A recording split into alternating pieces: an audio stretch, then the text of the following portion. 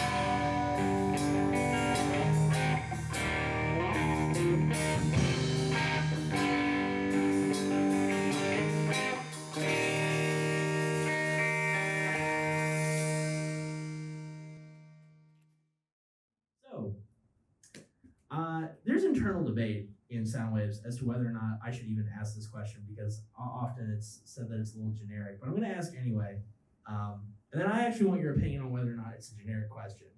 Um, how did y'all start like as a band? Well, it is a generic question, but it's an important one too. Especially for newer bands. People want to know that kind of thing. We started.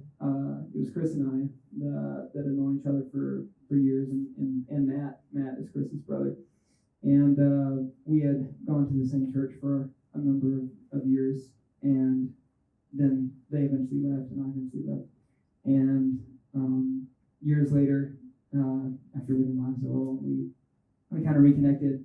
I reconnected with Chris because I was performing with another local musician, and I was gonna get Chris to play with us. Eventually, that project dissolved, and Chris reached out to me about what we all called a project. It's like you don't want to call it a band because it makes it so official, and so early on you just want to play around. Right. But he had heard me sing with this other musician, and he wanted me to sing for this project. So we started getting together just to jam casually, and that was a lot of fun. And we eventually thought that maybe we could take it more seriously. And this is last year. This is the beginning of summer last year. But sorry if I'm long-winded. I have long answers for everything. No, that's good. That's good. But yeah, we officially formed in July with our name Message From Mercury, and we've been playing locally since. Interesting. I guess a side question to that. I'm a little obsessed with band names and like how they originate and like their meaning. So can you speak to any of that? Okay, so I guess I have to answer this too because it was the name was my idea, and what's funny about it is before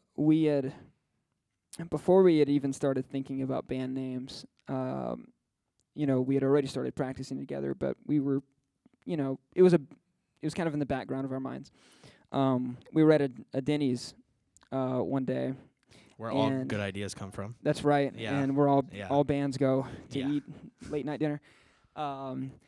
And I've been thinking a lot about a name, and I'd already had the name of our band in my head for a while. I just was kind of hesitant to share it. And it was at dinner at Denny's that I proposed it. And it was the first name that we had actually proposed for the group. Actually, no, before that we had we had the initial name was Patient Zero. Yeah, it was Patient Zero. But I guess I wanted to take hold of it because maybe it's because my day job is graphic design, and I'm trying to think about branding and image and that kind of thing, and something that evokes a really strong image. Yeah. Yeah. So I proposed that, but then like 2 months after that, or 2 months, the 2 months that followed that, we had started seriously discussing band names, and we had a lot of trash. There were some ideas that were cool, but funny enough, after spending all that time stressing about a band name, we just decided to go with the first one. The first one was it was better than all the new ones we had come up with. Right. But this is a really long explanation. That's how we like it. The name, I came up with the name first because I wanted to evoke that strong image. And one thing I like about my favorite bands is they have this image of grandeur and scale. Oh God, I'm sorry, I almost choked. Grandeur and scale and beauty, and I wanted something based on my inspirations that could kind of evoke that same feeling. Yeah. So one of my inspirations is, and don't get the wrong idea when I say this, okay? One of my big inspirations is Queen and Freddie Mercury. Freddie Mercury, he got his last name because that's obviously it's not his real name, from the Greek god Hermes, who in Roman mythology is Mercury. And Mercury is the messenger of the gods, and with Freddie being such an inspiration to me, I wanted to take that same mythos that he adopted for his name and integrate it into our name, because I think that it evokes a really strong image in your mind, and it's kind of magical and otherworldly, and I like that about it. And so that's how I came up with Message from Mercury. Interesting. Yeah, I mean, I can definitely tell that kind of image is a big thing with the band, not just in sort of the grandiosity of it, but in terms of how y'all dress yourselves.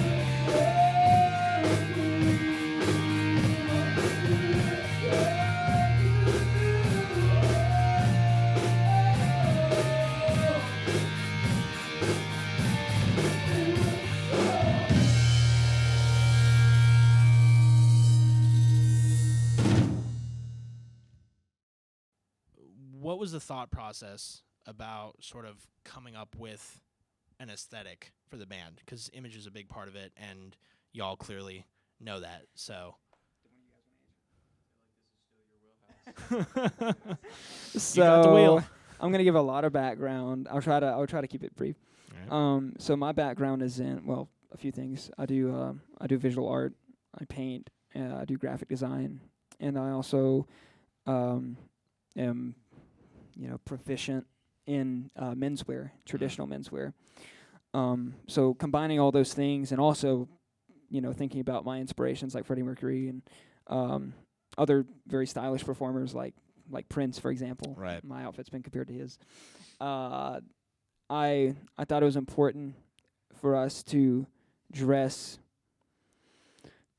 provocatively on stage in a way that's eye-catching. I think one thing that I would criticize a lot of artists about, big and small, is a lack of image.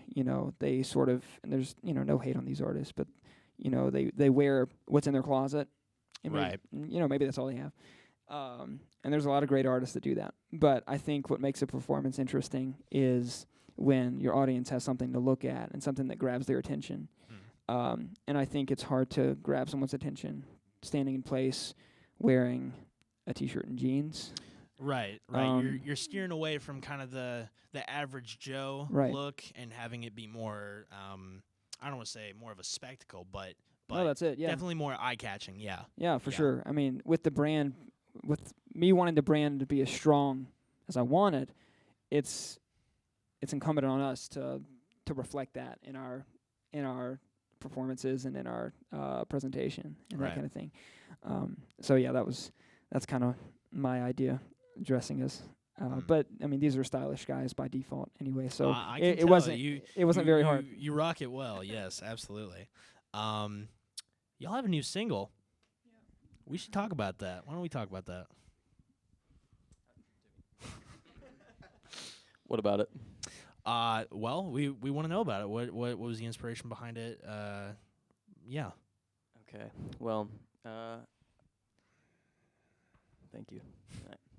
I took a lot of inspiration from one of my favorite bands, the band Camino. If you've ever heard of them, I don't know. I don't want to say small. 1.5 million people is not small, but they're a little smaller scale compared to a lot of people. But I kind of took an idea of I've always been interested throughout my years of playing guitar in dissecting another player's style, how they formulate chords and play lead lines and things like that. So I was doing a little study on their guitar player, and I ended up finding a new way to make chords, essentially. And so I came up with this really heavy kind of intro. The original, I guess, Patient Zero kind of idea that's still in my computer to this day is really heavy and really slow. It is not anything like what we did tonight. But we wanted, I guess, to go off of what Ashton said, something more attention-grabbing and something to go with the energy that we're trying to put into everything else. Yeah. And so after speeding it up and raising the octaves on it a bit, we ended up reaching that final little idea that we had, really high pitch, really fast, really attention-grabbing and high energy. And the rest was history. We gave it to Ashton. Ashton started doing his lyrical thing, got it recorded, and done. Nice. Okay, well, what does the future of Message from Mercury look like? Anybody want to answer? Or you want me to yap? I can yap. I mean, I'm sure we can both yap. Okay, you yap first. Co-yapping. The future of Message. I mean, so the band is very important to us. For all of us, I think I can speak and say that that we want the band to be successful, and we're willing to do a lot to make that happen. It's not just a side project to us. It's it's very, very important to us. So I mean, our future, of course, I think more music would be the obvious thing. We're always working on new ideas. We're finding our sound. We're still a young band, so we're experimenting and that kind of thing. But we're trying to build our following and do something that people around here haven't seen yet. And I have a lot of faith. I believe very strongly that we can be successful. So that's what you can expect in the near future, and a lot of gigging, playing a lot of gigs. Yeah. What do y'all have any upcoming shows that y'all are playing? We have a lot of shows coming up. You can find all of our shows on our Facebook and our events. We also have a Google site, but one really big one that we're excited about is Hurricane Alley in Shreveport.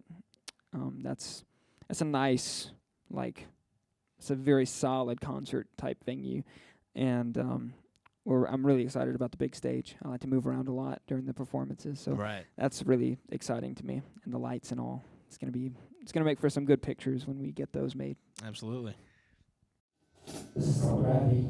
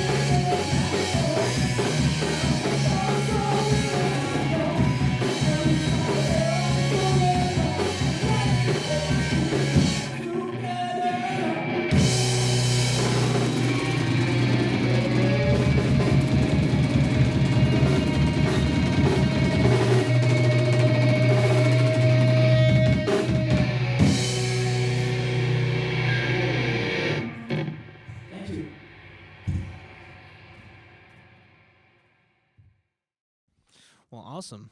All right, guys. Any final words? Social media plugs? Any? Yo, you should know this too. Oh. No, I'm joking. We are on all platforms: Apple, Spotify, Instagram, Facebook. What are we not on? We're on YouTube. AOL. We're not on Twitter or X. Sorry, Oh. proper branding. You told me to shamelessly plug here, so I'm gonna do it. Please do. Yeah. That's about it. Anybody want to yap? What do you have to say about the future of the band? You said you could. Oh, I can co-yap on that. Would you like me to co-yap on that? By all means. All right, bet. I guess looking forward into the future, it's going to be first and foremost, like main priority is going to be getting new music out. Right. You know, you can make it big playing other people's music, but only to a certain degree. Yeah. You want to have your own individual identity and do your own thing and create something that resonates with people or just something you like to listen to. So I guess our first goal as of right now is to try to get an EP out around the May-June region. Nice. We're looking to release another single next month, hopefully, barring any interruptions. Playing as many shows and building as much of a following as possible, trying to get a name out that maybe some of these venues that are nigh impossible to contact will hear about us and maybe be able to hook that up. Just build an audience around the music that we create and drive that forward as much as we possibly can. Yap session over. Would anyone else like Fantastic. to yap? Yeah. The floor is open for yapping. No, I mean, I was gonna say something about gravity. If we just want to yap, I'm happy to yap. I'm having a let's good talk time. Let's just talk about talking. gravity. Let's talk about gravity. Yeah, I mean, I did write the lyrics for it, and you know, I don't know what I have to say about the lyrics except that I'm very excited that I wrote a song with lyrics, and now it's on platforms. But, Big step for a band. Yeah, it's a big thing. It's our first single. If you dig deep, you can find other things, but we don't talk about those. So Gravity is important because, like Chris said, we have an aim to release an EP eventually, to sort of present our sound to the world. But Gravity is kind of the first step toward that because of the sort of, it kind of gives you an idea, I guess, of the theme that we're going for the EP, loosely, and that is, it's still in development, but it's something like, it's loosely based around, like cosmic imagery and that kind of thing. Right. And the reason that it is well, because our name, Message from Mercury, and a lot of our branding reflects that. And so it seemed like the obvious choice for the direction of our first EP, to kind of use cosmology and astronomy and all that as kind of a metaphor for other ideas. Right. The human experience, that kind of thing. Right. Yeah. I like the imagery so far. It's nice. As the extrovert of the band, Oh. I just need to ask. We need to do something that can make these two talk. They're gonna beat me up after this. I have an idea for that. You got it. What you got? I do. Before we end the interview, Okay. I would like everyone who are the people behind Message from Mercury. Can we get everybody's name and the mic shared to everybody? Absolutely. Who wants to start? So, as you know, I'm the drummer in Message from Mercury, Matthew Martinez. I started playing when I was roughly probably about 4 years old. My dad was, big inspiration. He listened to all the music, played the drums. One of my other biggest inspirations is Neil Peart from the band Rush. I'm still in that stage of trying to find my sound, trying to get my unique identity, and I think he's a big inspiration as far as sound goes. And also my dad, he played, and that really got me into it, and I found that I could hop on after him and just start playing. I think it's really a God-given talent, and to be able to use it like this, I'm incredibly grateful for that. And so, we'll just see how it goes. It's the first band that hasn't just completely fell apart. So Right. Got a little traction. Got a little motion. Exactly. So, now that we have a clear goal of, getting music out and getting EP out, this is the first time that I've ever been involved in anything this serious of this magnitude. So I'm very excited to see where we go to in the future, and I'll leave it at that. Awesome. My name is Ashton. I'm lead vocals for Message from Mercury. And what's funny is, music is not necessarily my background. I talked a little bit about it earlier, but my background is more art, visual art, and also video games. I've got a bachelor's in game art and animation. That's awesome. So That is awesome. being in a band is not something I've really ever expected, but being introduced to the local scene through an old friend and meeting so many people and networking and that kind of thing, I sort of fell in love with it. And I'd already been singing very amateurly. Not that I'm not an amateur still, but this is very amateurly for since I was like 16, which is really kind of late to start, 16 or 17. But I really love it, and I love to give people an experience, and I think it's a lot of fun being on stage and dressing up and that kind of thing. So, so here I am in a band. I'm excited. I'm very excited for the future. It's the first band I've been a part of, and I hope it's the last. Nice. Okay. All right. I am Chris Martinez. I am every single guitar that you hear, that being only one. I have been playing guitar 7 going on 8 years now. Started in 2016, actually at an 8th grade graduation kind of event. They wanted me to play the guitar, and I was like, okay, I'm going to do it. I didn't do it because I was too bad. But hey, we made up for it. I played all through high school. A lot of friends played the national anthem at football games. Nice. Practiced with a lot of people. Eventually got out in the world. You know, you don't know what you want to do fresh out of high school. It's a very disastrous period of time. After going to college like 17 times, I settled on Berkeley in Boston for guitar performance for a little while. It was way too expensive, so here I am. Having a good time, living day by day, professionally yapping. I'm going to pass the mic on now. Awesome. My name is Rachel Mercado, and I play bass guitar.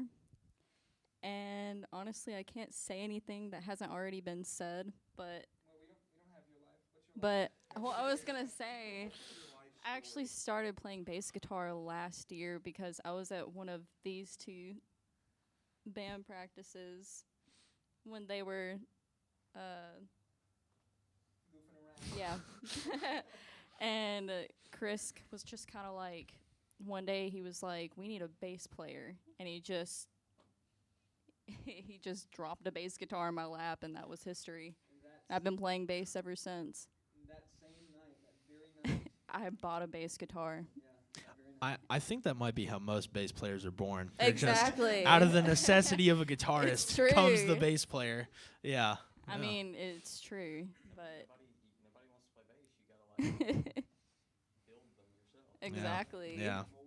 Yeah. Exactly. There are a few. They're very rare breeds that walk this Right. earth that are naturally born bass players. But yeah, I never seriously ever considered playing in a band, but it just kind of worked out. Just kind of happened. Yeah. Fell into place.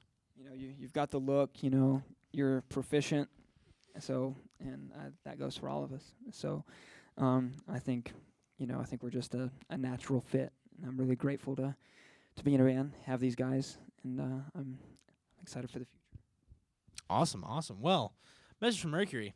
Thank you so much for coming. Thank you. Ladies and gentlemen, thank you so much for watching Sound Waves. Next time, we're going to have Jesse Rollinson on March 21st, so stay tuned.